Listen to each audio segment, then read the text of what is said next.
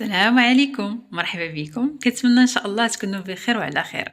الموضوع ديال اليوم هو علاش انا ما زويناش بحال الناس الاخرين، او علاش انا ما زويناش بحال صاحبتي، بحال جارتي، بحال اختي، بحال بزاف ديال الناس اللي دايرين بينا، اللي كيبانوا لنا كلهم زوينين الا راسك ما كيبان لكش زوين.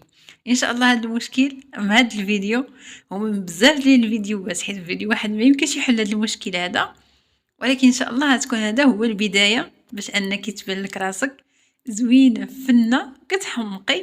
ولكن خاصك تتبعي بزاف د الحوايج وخاصك تخدمي على راسك، حيت هذيك اللي كتشوفيها زوينة راه ما زويناش غير هكاك، راه كدير بزاف ديال المجهود وما غاديش تقول لك هي شنو كدير باش انك نتيا تباني زوينة ويكون عاجبك راسك وتكوني فرحانة مع راسك.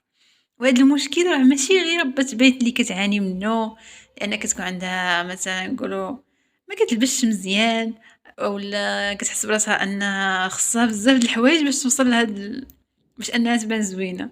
راه هاد المشكل كيعانيو منه موظفات عندهم بوست زوين في الخدمه، يعني كتخلص مزيان قاريه بزاف، ولكن رغم هكاك كتبقى ديما عندها هاد المشكل هذا، ديما كتبقى تقول لك انايا ديك صاحبتي زوينه بزاف، داكشي علاش دات واحد الراجل مزيان. اولا المهم دائما هذا المشكل ديال الجمال والمقارنه ما غاديش نتهناو منه الا خدمنا عليه مزيان، يعني بجديه، ماشي نبقاو نقولوا ولا وما انا ما معنياش بهذا الامر هذا، هو ماشي انايا انا اصلا خايبه وهادشي اللي عطا الله. ولكن الله سبحانه وتعالى خلقنا كاملين زوينين، كتبقى غير حنا كيفاش كنتعاملوا مع راسنا، كيفاش نشوفوا داك الجمال ديالنا، كيفاش كنقدو نخرجوه. ماشي اننا كنمشيو نلبسو حوايج عريانين اولا كيفاش نلبسو حوايج مزيرين ولا باش نبينوه، ولكن لا كاين شي حوايج واحد اخرين اهم من اللباس، اهم بزاف ديال الحوايج، والا عرفتيهم وطبقتيهم كوني اكيده انك غيبان لك الفرق في راسك، وحتى الناس غادي يبان لهم الفرق ويقول لك شنو درتي ولا شنو شريتي لوجهك باش دهنتي ولا. ولكن هي راه ما دهنتي ما درتي حتى شي حاجه، فقط بدلتي طريقه التفكير اولا الطريقه اللي كتشوفي بها راسك تبدلتيها، وليتي كتشوفي راسك بطريقه اللي زوينه بزاف. وهادشي هو اللي غادي يشوفوه الناس ان شاء الله من بعد ما تطبقي هادشي اللي غادي نقول لك. اول حاجه ملي كتشوفي في المرايه، ملي كتوقفي قبالة المرايه شنو كتقولي لراسك؟ انايا كنحس براسي عندي واحد الجهه ماشي بحال الجهه الاخرى، هذه اكيد كيقولوها بزاف ديال الناس وما عارفين السبب ديالها، هي انك كيبان لك وجهك بحال يعوج. وهذه راه مساله عاديه، راه كاع الناس عندنا اختلاف، ما عندنا اليمين ماشي بحال اليسار. هكا تقدري تشوفي ان بحال لي شي حاجه فيك مايله شي شويه في وجهك. كاين اللي ما ردي لهاش البال، ولكن كاينين الناس اللي ردي لهم البال وكيبان لك، تقدر تقول لك انا وجهي كيبان ليا بحال يعوج شي شويه، بحال يميل لواحد الجهه، بحال عندي واحد الحجاب ماشي بحال خوه.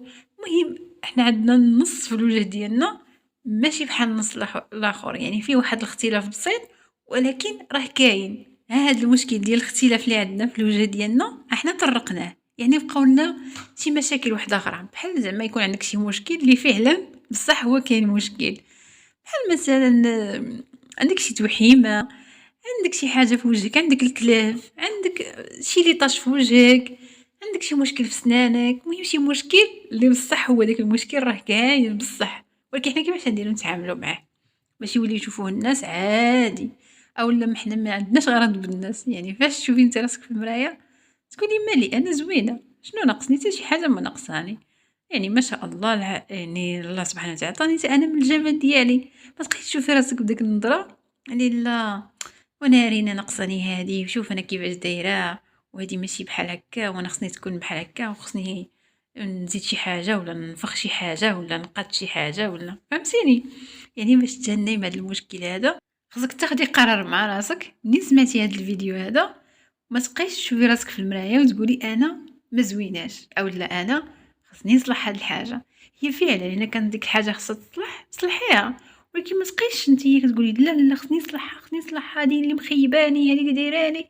لا تعاملي معاها عادي، عندي واحد المشكل غادي نمشي مثلا عليه للطبيب ولا شي حاجه، ولكن صافي راه عادي، ديك الحاجه راه طرف مني، يعني فكري فيها شويه غير بعقلك. الا كانتي واحد الحاجه اللي لاصقه فيك، اللي كاينه في الجسد ديالك، كاينه في وجهك، كاينه في شي حاجه اللي كتحسي بها انت ما عاجباكش، كيفاش الناس غادي تعجبهم؟ فهمتيني؟ وحاجه واحده اخرى، يعني ديك الحوايج اللي كيكونوا ما عاجبيناش بقوه حنا ما كنكونوا ما حاملينهمش، سبحان الله كنعطيو اشاره للناس يعني بطريقه غير مباشره بلي ديك الحاجه حنا راها معقدانا وراها ما عجباناش، وهكا الناس حتى هما كيوليو يشوفوها بطريقه ما زويناش. يعني الحل شنو هو الحل؟ الا كانت عندك مثلا الكلف في وجهك ولا ما تبقايش تبقى انت غادا وانا لا عندي الكلف في وجهي وخصني نمشي للطبيب وخصني ندير لي صافي نسايه تعاملي معاه عادي جدا، ما تبقايش انت فين ما مشيتي تهضري على هذا المشكل هذا.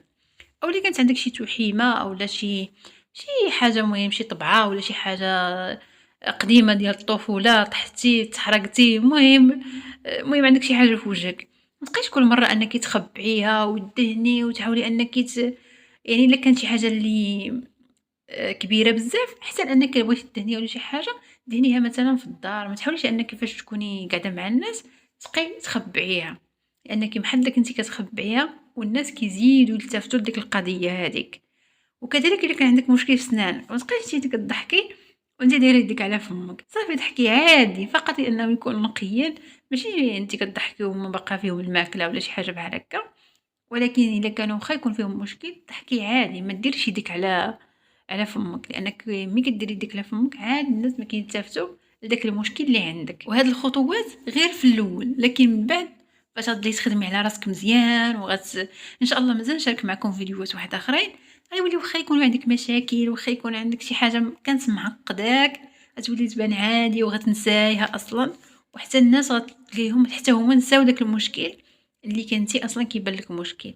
لان المشكل حنا اللي كنديروه لراسنا، راه في اي حاجه في الحياه الا شفناه بطريقه زوينه راه الناس كتشوفوه بطريقه زوينه، ولكن الا شفنا حنا بطريقه خايبه راه حتى الناس كتشوفوه بطريقه خايبه. وهكا الا كانت النفسانيه ديالك شويه على قد الحال غادي يبقاو دائما الناس كيأثروا عليك. يعني حنا في واحد المجتمع بغينا ولا كرهنا، يعني الناس دايرين بينا ضروري ما غادي تسمعي الهضره ولا شي حاجه بحال هكا. ولكن فاش نتي كتخدمي على راسك مزيان وكتسبحتي في بزاف د الحوايج ومنهم اول حاجه هي كيفاش نتي كتعاملي مع راسك، يعني ما يمكنش يعني فكري بها غير شويه بعقلك، كيفاش نتي ما كتعامليش مع راسك مزيان وبغيتي الناس يتعاملوا معاك، يعني راه ما كيتقبلهاش العقل.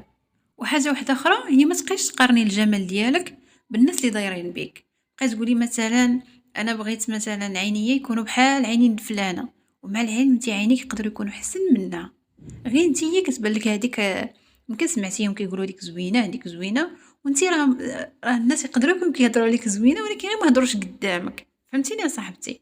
داكشي علاش ما تبقايش تقارني الملامح ديالك بالناس الاخرين. هذا المشكل المقارنه راه فيه بزاف كما درنا عليه في الفيديو اللي قبل من هذا، ولكن يعني ما تقارنيش راسك باي حاجه كيف ما كانت. الملامح ديالك ما تقارنيهمش بالناس اللي دايرين بك، حيت يقدروا يكونوا الملامح ديالك انت حسن ما ديك ديال صاحبتك. وهذه واحد الحاجه واحده اخرى اللي خصك تاخديها يعني قاعده في الحياه ديالك، راه هاد الملامح اللي عطانا الله سبحانه وتعالى الا هزينا شي حاجه مني ودرتها في يعني مثلا في واحد الوجه واحد اخر ما تجيش معاه، حيت هاد الملامح اللي عطاني الله سبحانه وتعالى مثلا انا جايين معايا انا. فهمتيني؟ ما غاديش يجيو مع وجه واحد اخر.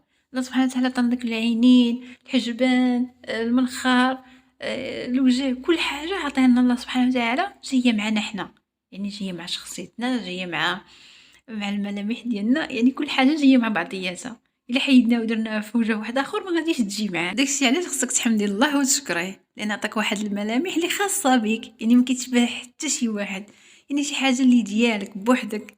فهمتيني صاحبتي؟ بحال دارك بحال اي حاجه ديالك، يعني بحال الحوايج ديالك، يعني شي حاجه ديالك ما كيتشاركها معك حتى شي واحد.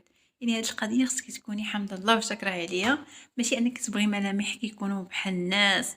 خلينا الا كنتي اصلا كتقارنيهم مثلا ممثلين او لا يعني في شي وحدين اللي قدوه ديالك اللي انت بعادين عليك ما تعرفيش اصلا داكشي واش حقيقه ولا ماشي حقيقه، وداخلين فيه بزاف د العوامل اللي انت بعيده عليهم بزاف، فقط كتجيبي راسك التعاسه والمشاكل، ولكن ما كتكونيش راضيه على راسك. باش تكوني زوينه خصك كيطلب منك بزاف د الحوايج، يعني خصك تخدمي على راسك مزيان ولكن ان شاء الله مازال نشارك معكم فيديوهات واحده اخرين اللي اكيد اي وحده ان تبعاتهم غادي تبدل وغادي تكوني راضيه على راسك وغادي تكون عاجبك الحياه ديالك كيف ما كانت هي، لانك كوني متاكده بلي داكشي اللي انتي فيه هو احسن حاجه بالنسبه لك. وكتبقى حاجه واحده اخرى، الطريقه كيفاش كتلبسي، يعني ماشي بالضروري يكونوا الحوايج ديالك غاليين بزاف، ولكن كيبقى طريقه يعني كيفاش كتختاري الحوايج ديالك، كيفاش كتختاري الالوان، كيفاش كتلبسيهم، كيفاش واش جايين معاك، واش واسعين عليك بزاف، واش مضيقين عليك بزاف.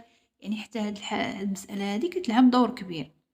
كتبقى حاجه واحده اخرى هي انك واش فيك ريحه العرق ولا واش انت من الناس اللي كتهلا في راسها، يعني كدوشي كتبدلي حوايج لتحت على الاقل، يعني الملابس الداخليه انك تبدليهم يوميا. الا كنتي من الناس اللي كيعرقوا بزاف ما تكونيش انت مثلا عرقانه في الحوايج هذا النهار وتعاودي تلبسيهم غدا، يعني هكا كتزيدي انك تلقي الريحه ديال العرق. وما يمكنش شي واحد تبان له انت زوينه وانت فيك ريحه العرق.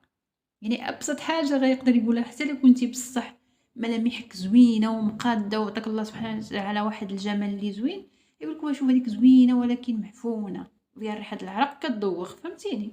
داكشي علاش خصك تردي البال بزاف الحويجات كيكونوا نقيقين، ما يكونوش مطبعين فيهم مثلا قيسهم بالماكله ولا كتجلسي في مكان ولا مثلا فاش تكوني في الكوزينه كتمسحي يدك في حوايجك. يعني هاد الحوايجات خصك تردي لهم البال بزاف، حوايجك يكونوا نقيين تكوني ما فيكش ريحه العرق. يعني مساله هاديه انك تكوني كديري مجهود تعرقي ولكن تسالي خصك تدوشي، خصك تكوني نقيه. ومازال العرق ديال النهار واحد ما يدير لك والو، ما يطلقش فيك الريحه بزاف. ولكن الا عرقيتي هذا النهار وخليتي ديك الحوايج حتى لغدا، هنا فاش كتكون الريحه مجهده بزاف. وكذلك الرجيلات خصهم يكونوا نقيقين، ماشي كاين مثلا اللي كتقول لك وصافي غير رجليا ماشي شي حاجه، لا رجليك راهم هما اهم حاجه. يعني حتى هما كيبقاو طرف منك، خصك تهلاي فيهم، خصك تنقيهم ديما، تحكيهم تغسليهم تهلاي فيهم باش ما انهم ما يكونوش مشقين الا كان شي مشكل صحي. ولكن واخا يكونوا مشقين ما يكونوش ديك الشقه فيها الوسخ، فهمتيني؟ ولا ضفرانك موسخين حالتهم ولا. المهم هاد المساله هادي خصك تردي لها البال. كاخر نصيحه في هذا الفيديو، فاش توقفي قبال المرايه ما تبقيش تقولي انا مالي دايره بحال هكا ومالي نشوف كي دايره وكيصبح الصفرة كاع سالي ما صوت ما تقول كاع كتقول لك انا يصبح الصفرة كاع شوف وجهي ما فيهش الدم، فهمتيني؟ من هاد الحوايج هادو ما تبقيش تقوليهم، ديما تشوفي راسك تقولي انا زوينه، انا كنحمق، انا ملامح ديالي طامني الله سبحانه وتعالى خاصين بيا، جايين معايا انا. يعني الا كنت هكا تدهني وجهك بشي حاجه باش يولي كيبان لك كيلمع دهني، يعني الا كان ديري هكا مكياج خفيف ديري شي حاجه اللي كتبقى تحافظ لك على الملامح ديالك، يعني ماشي كتغيرها. الا كنتي كديري مثلا المكياج بزاف وكتغطي بزاف لدرجه انك فاش كتشوفي راسك كيبان لك اختلاف كبير، هكا ما كتكونيش كتبغي راسك. خصك تتعلمي تبغي راسك بدون مكياج، ما يكون دايره حتى شي حاجه، خصك تبان لك الملامح ديالك زوينه هكا مع الوقت. حتى الا كنتي من الناس اللي ما كيتقبلوش الملامح ديالهم نهائيا بلا مكياج، مع الوقت غادي تولي يبان لك راسك زوينه بلا مكياج بلا حتى شي حاجه. واخا يكونوا فيك ديفوات اللي كبارين الا تدربتي عليهم غيوليو حتى هما يعجبوك. ونعطيك مثال بسيط بزاف. نهار اللي كتمشي للحمام وفاش كتجي الناس كاع اللي حداك اللي قرابين لك كيردوا لك البال انك مشيتي للحمام، علاش؟ ماشي انك حيت مشيتي للحمام حيت دوزتي واحد الوقت طويل وتعرضتي للسخانه داكشي بان عليك، هي فعلا كاين هاد القضيه، ولكن كاينه حاجه واحده اخرى، هي كانك فاش مشيتي درتي واحد الحاجه اللي كنتي باغا تمشي ديريها وحسيتي براسك انك خفافيتي وانك بدلتي جلده كما كنقولوا، ولكن هذا راه غير احساس. مع العلم راك تقدري تدوشي في الدار وتدوشي بنفس الطريقه ولكن ما تحسيش بداك الاحساس هذا. داكشي علاش خصك تردي بالبال مزيان التصرفات ديالك فيما توقفي قبال المرايه وتبغي تعيبي في راسك شي حاجه مالينا كي دايره ولا مالي ماشي كي دايره. خصك انك ديك الساعه تحبسي، ما تزيديش تفكري كثر، قولي لا انا زوينه، انا الملامح ديالي زوينه، انا هكا ربي سبحانه وتعالى عطاني هاد الملامح هادي كيف ما كانوا جايين معايا. وهكا مع المده ما تبقايش تطيحي في هذا المشكل انك تبقاي تعيبي الملامح ديالك، وغادي تخدمي ان شاء الله مزيان على راسك حتى غادي تكوني راضيه على راسك وتكوني سعيده مع راسك. نكون وصلت النهايه ديال الفيديو، كنتمنى يا ربي تكونوا استفدتوا منه شي حاجه. اكيد مازال ان شاء الله باذن الله فيديوهات واحده اخرين اللي حتى غادي نوصلوا لان تكون كل امراه فرحانه بحياتها راضيه عليها وعاجبها اي حاجه كاينة في الحياة ديالها، من الجمال ديالها حتى الحياة ديالها في أي اتجاه كانت. خليت لكم الراحة، مع السلامة.